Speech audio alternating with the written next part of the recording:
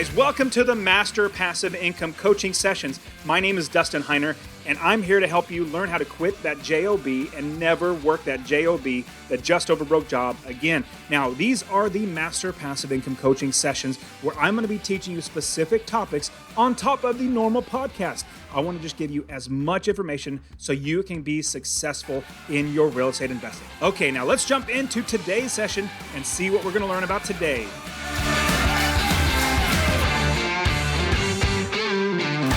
Now that we know that there's going to be a real estate investing correction or a crash sometime in the near future, and if you didn't watch that video, check the description below where I talk about the future coming crash or correction in the real estate market. What I want to do is I want to now prepare you so you're ready as an investor or as somebody who wants to be able to take advantage of this crash. Hey guys, my name is Dustin Heiner with Master Passive Income, and I want to show you how to quit that JOB, that just over broke job, by investing in real estate rental properties so you never ever have to work a job again. When I started investing back in 2006, this was before the crash. So remember 2008, 2009 was the crash where everything just got really, really bad for real estate. People couldn't give away the houses, it was that bad. Well, I started investing 3 years before that.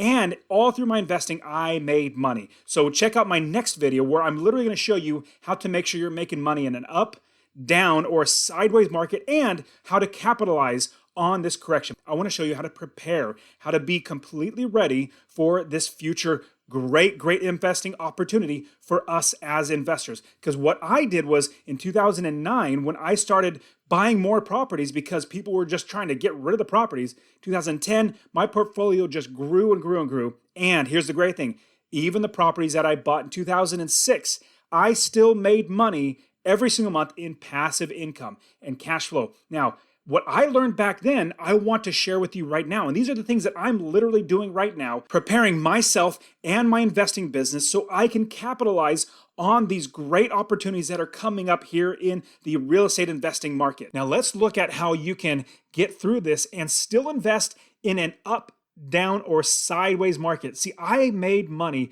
ever since I started investing in 2006 to 2009 to now. I literally still have my properties that I bought back then. They've made me money every single month. Every single month from the income minus the expenses, I made $250 or more. The reason why is because I bought for cash flow. I made sure these properties would make me money every single month. I did not invest for appreciation.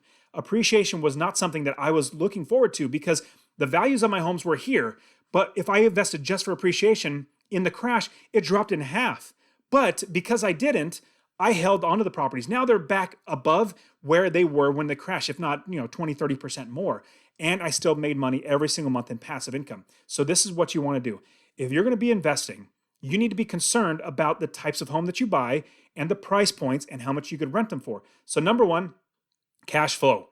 Invest for cash flow. You want to make sure that you're making $250 a month in passive income from every single property. In fact, I want to show you how to do this. If you look in the description, I have a link to my free real estate investing course. It's masterpassiveincome.com/free course. Masterpassiveincome.com/free course. And I will get you my free real estate investing course where I will show you how to invest your money wisely, how to do it right, how to find properties, fund properties, how to invest out of state, and how to make sure that you have an automatic business that runs itself, that you don't even have to worry about, and you make money in an up, down, or sideways market. So get that free course. Now, what we're looking at is the difference between different types of homes. Now, a lot of people buy rental properties, but there's only a few ways to do it right. So number one, you want to look at the types of properties that you're going to be buying. We're looking at cash flow, not at appreciation. And we're also looking at, we're not going to be buying $300,000 or $400,000 houses hoping that we're going to be making money. We want to find properties that are selling for $50,000, $60,000. And yes, there are houses that sell for $50,000 and $60,000. If you live on the coast, you wouldn't really understand that. But there are in the Midwest and the Southeast, down in the Carolinas and Florida, are great properties for you to start investing. Now, as you're investing, what you're going to be looking for are homes that are good inventory. See, what we do as investors, we build the business first. You'll hear me say this all the time. We build the business first because what we want to do is make sure that we know the property is going to make us money, that we know somebody's going to manage the property, that we know that we're going to get good tenants in there and we're going to get cash flow every single month. Even if the market drops in half, we will still be making money. Now, what you don't want to do is buy a $300,000 house. Let's say there is a correction. Now, I'm not a prophet or anything. I'm not going to say when, but I know there will be because there always has been. I remember back in 2006, like, oh man, literally everybody was telling me, you better buy a house now because if you don't, you will never be able to afford it. Same thing happened in 2020 when I was looking for a brand new house, really nice looking house. The realtor actually told me, she literally said this, if you would have told me back in February, hey man, in April, it'll be like 2006 all over again with sales going out the roof and just, not having an inventory, I wouldn't have believed you. But it is. And I thought to myself, oh my goodness, this is so much like 2006, 2007, 2008, where it's just the run up and then there's going to be a huge crash. So I am personally prepared for a correction. Now, what you want to do is you don't want to buy a $300,000 house because all those houses will literally be cut in half in value if there is a crash. So you'll lose $150,000. So a $300,000 house is now $150,000. Now, if you buy a $60,000 house and that rents out, that makes you $250 a month in passive income that has good tenants in there. If you buy it for $60,000 and let's say it crashes and half of it gets eaten away, that's only $30,000 loss as opposed to $150,000 loss. The $300,000 in half is $150,000. $60,000 in half is only $30,000, but you're still making passive income. And when the market does come back, you'll get all your money back. I like not being so far underwater that underwater means I owe a lot more than the property's worth. Looking back from 2006, when I first started investing, all through the crash, 2006, 2007, 2008, 2009, it crashed. And that's when I really started realizing I need passive income. So I've already told you you need to do passive income, but I want to give you some more insights on how to prepare for this crash and then capitalize on this crash. So number one, I want you to prepare for this potential crash or correction with cash. Have as much cash on hand as possible. Like, I know it's hard to hear that and think I can do it, but you really need to figure it out. If it's getting another job, if it's cutting expenses, whatever it might be, you want to do this. I'll give you a little bit of insider one-on-one coaching that I did with one student. So he was asking me, well, I have this loan on a house. It's an investment property. It's like a 3%. I have money. Should I pay it off now? And I said, no, don't do that. The reason why, that is cheap money.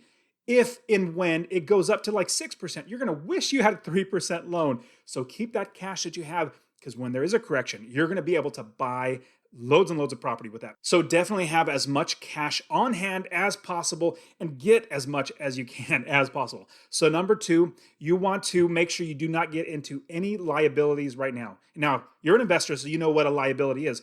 A liability is something that takes money out of your pocket. An investment or an asset is something that puts money into your pocket. So do not get into big liabilities like buying a new car, buying a house, or whatever it might be. Or even, I was looking personally for a Samsung phone, like the new, whatever the S20 or whatever it is. I wanted to go buy it, but it was like $1,400. I said, that's stupid. $1,400 for a phone? I still have the S9. It works just fine. In fact, I'm recording the video on it right now. It works just fine. So I'm not getting into any more liabilities right now. Plus that $1,300 in cash, that's so much money that I could save to buy another property.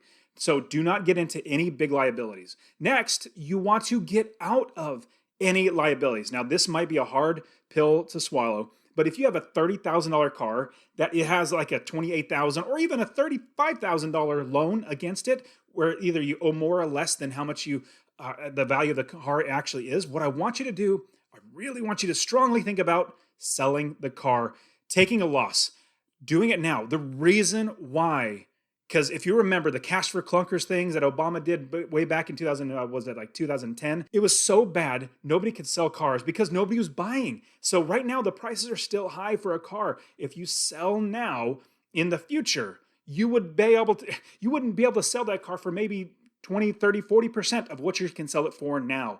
Get out of it now. Get out of that liability so you can actually save money. Go buy a $3,000 car. I drove my Honda 2007 Odyssey for literally 10 years. It was broken down. I had plenty of money to buy a car, but what did I need a new car for? I just wanted to keep driving that because I saved money to buy a new property. The fourth thing you need to do is learn how to invest. And don't forget to subscribe and get a notification bell for this channel because I'm giving you so much resources and insights on how to invest. But you need to be learning right now how to invest. Not when there's a crash, not when the prices are half off. That's the wrong time to learn. Learning right now is the best time. And the reason why is because you're going to have everything basically in your brain and done. You're even going to know where you're going to invest. And you're watching, hey, as soon as I see prices come down, I'm jumping in. I have students that invest all over the country. And in those markets, they're currently buying great properties right now, which you absolutely can too.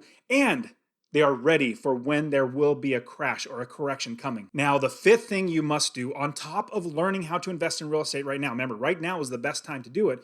What you also want to do is start building your business now. Everything from getting your business information, your business accounts, your LLCs, even finding the area of the country you're going to be investing in, getting your property managers, contractors, realtors, wholesalers, inspectors, roofers, plumbers.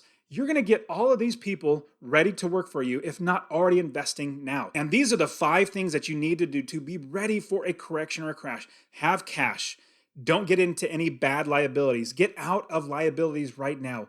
Learn how to invest right now and start building your business. You do all 5 of those things, you'll be ready for when there is a correction. And if you implement these into your business and life right now, you will be absolutely